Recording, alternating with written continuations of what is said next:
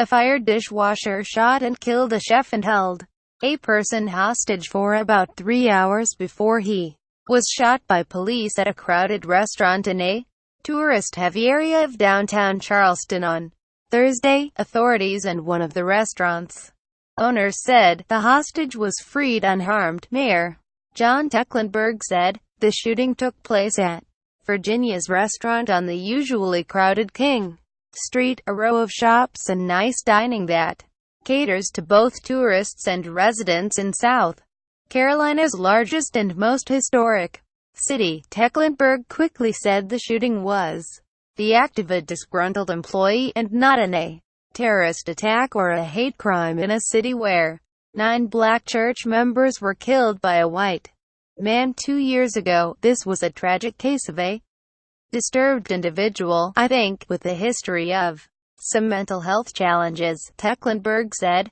At a news conference, the gunman killed Virginia's executive chef, 37-year-old Anthony Shane Whitten. Deputy Charleston County Coroner Sheila Williams said late Thursday authorities had not released the name of the wounded gunman. They initially said they believed there were a couple or small number of hostages. The shooting was reported shortly after noon Thursday. Peter Seegert IV and his family from Guilesville, Maryland, had just been served fried chicken at the restaurant when he noticed waitresses and kitchen workers leaving hurriedly through the front door. Then he saw a man in a backward ball cap and an apron enter the dining room from the back of the restaurant, he said. There's a new boss in town, Seegert told the Associated Press. I don't think anybody realized he had a gun until after he locked the door. And then he turned around and had a revolver in his hand. He never pointed it at any of the patrons. He held it by his side. The man told all the customers to get onto the floor, Seegert said, then directed them to crawl to the back of the restaurant, where the rear exits remained unlocked. He told everybody to get out, he said.